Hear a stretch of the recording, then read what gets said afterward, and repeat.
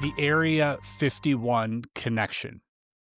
The following startling account of John, born in Bloomington, Minnesota, a man who served from 1948 to 1959 in the New York Police Department, has a major bearing upon the work of NASA in relation to ultra-secret data on UFOs and alien beings.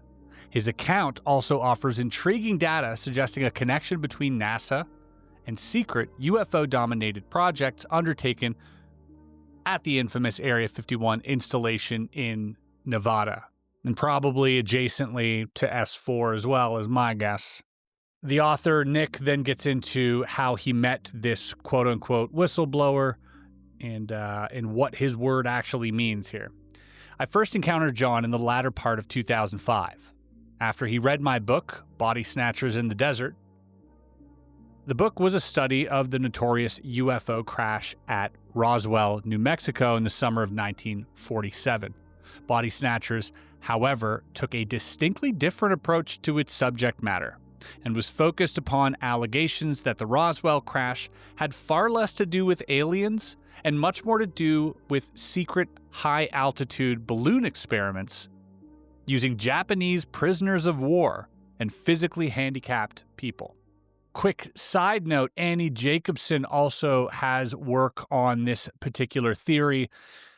Not an uncommon theory in the UFO scope. I'm one to entertain all sorts of theories, by the way. This one is one of the wilder ones. Essentially, the one that Annie Jacobson talks about, that this was actually from the Germans, that they sent some like mutilated experiments on a craft and then had it crash into the United States to, I don't know, end up seeding some type of psyop or what have you.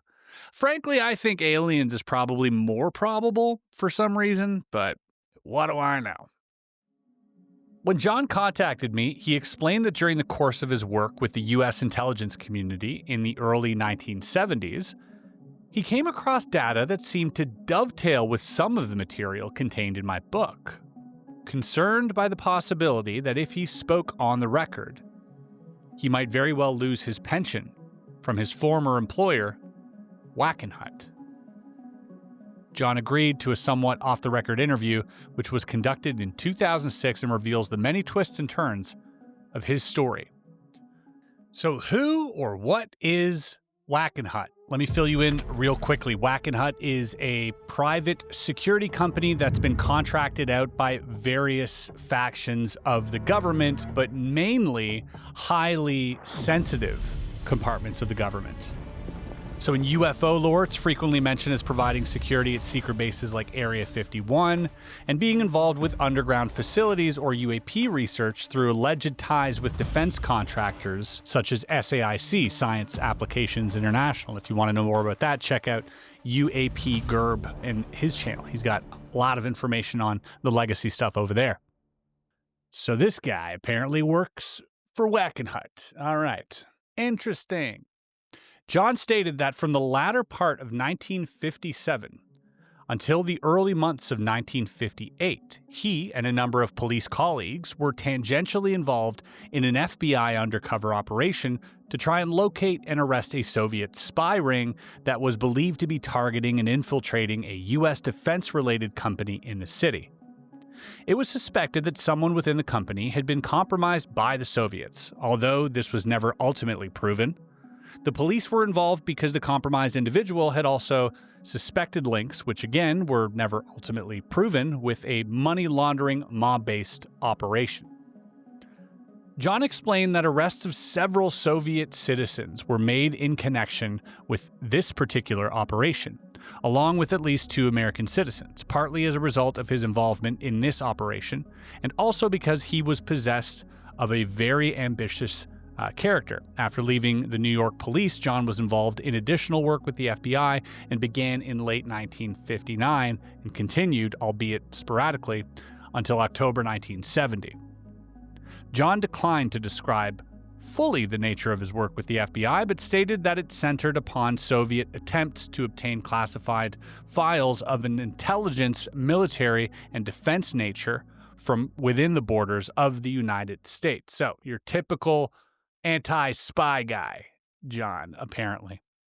if that is your real name.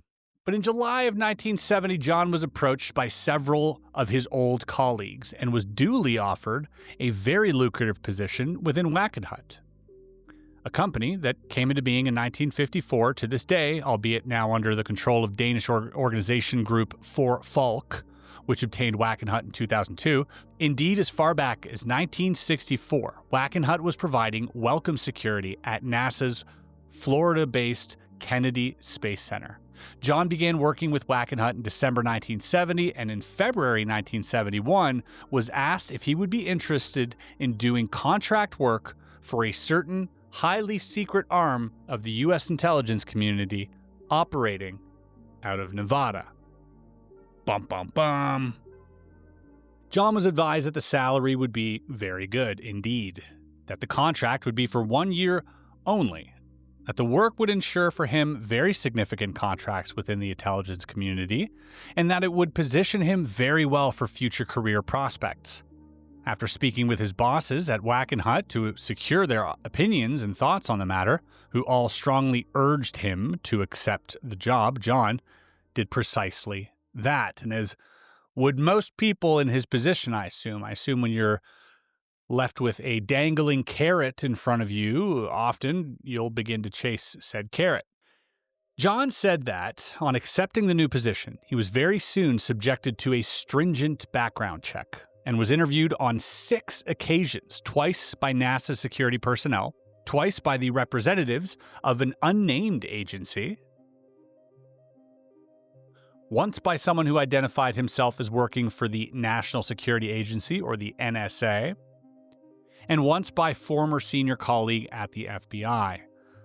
The results of the interviews were apparently satisfactory, and John began working in April 1971 at the location in Nevada that he later came to realize was none other than what today is infamously referred to as Area 51. John revealed that a part of the reason he was given the posting was that, as a bachelor, he could remain on base for 27-day stints at a time as required and could then return to Las Vegas for only 3 or 4 days, depending on whether there were 30 or 31 days in the month, before returning to the secret location. This, John said, would not have been the ideal situation for a married man or someone with children. Notably, John was willing to admit to me that those involved in the security screening process knew that while back in Las Vegas, John frequented high-priced prostitutes. But this was not seen as problematic to his posting at all. Rather, the fact that John has no family ties whatsoever was perceived as a bonus when it came to maintaining security out at Area 51. As John said, "Even if I'd said something to a hooker about aliens and UFOs, which I wouldn't have done anyway, who was going to believe them?" Well, all right. We're getting a little bit of a glimpse into the psychology of said, whistleblower, John here. Might be the very reason he doesn't want to use his name. Might not be all the NDAs and contracts that he signed, but maybe just the, amount of prostitutes that he threw money at. Now, mind you, Vegas prostitution, I believe, is legal, right? You're allowed to have brothels in Vegas, if I'm not mistaken. So, yeah. Guy wants to have fun. He's got no wife and kids. He's in the place to do it. They don't see any problem with that. Now, if I was screening, arguably, here's the thing. Here's obviously having someone, because if we look back at Bob Lazar, obviously there's a few connections here. Bob Lazar said to have also run a brothel back in, I think, Nevada back in the day as well. And that's been one of the contention points for a lot of people when it comes to Bob's credibility. But again, as mentioned here, I don't think it's too out of the ordinary, especially in the 70s. But what I do find interesting is this idea of your home life. And that's something that Bob also brought up, was that when Bob's ex-wife, I believe, was having an affair, the people that were monitoring his phones and tapping him found out about the affair prior to Bob finding out, which eventually made them decide to look into him more to make sure, the home life was stable, his psychological state was stable. which then tipped off to Bob that he was being, surveilled, which made Bob take people up to the range and see the crafts and whatnot, which eventually got him caught. So their whole modus operandi of these, whether it's the CIA or whether it's the NSA or whoever it is to make sure that you got a stable home life, or better yet, like in this position, that you have no home life whatsoever. I would also argue that to counter that, if you were to hire somebody, say, from Utah, who's out there by the test range that's out in Utah, Dugway, well, it goes without saying that a lot of people in Utah are Mormon. A lot of Mormons have large families. I think for the opposite reason, you could hire people with large families, as it provides a lot of collateral for the threats that would be, imposed to the people working there, i.e., if you don't do what we say, fill in the blanks. So both could be true. I'm not against that. I think it's an interesting thing to note and a fun little anecdote. Okay. John was always flown both into and out of Area 51, a small aircraft, usually a Cessna, along with 3 colleagues whom he got to know very well in the 1 year they worked together. There were blinds on the windows of the craft that had to be pulled down after takeoff from Las Vegas, and that had to remain pulled down after landing too. And upon landing at Area 51, everyone was required to put on a pair of goggles. These were not normal goggles, however. In fact, they were quite unlike any that John and his newly found friends and colleagues had ever seen before.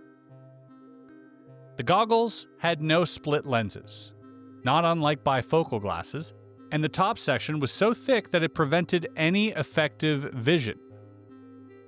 And all that one could make out was a vague blur. All right? So just enough for you to maybe see where you're going. The only part of the goggles that would have been seen through with any real effectiveness was a small section at the bottom of each lens.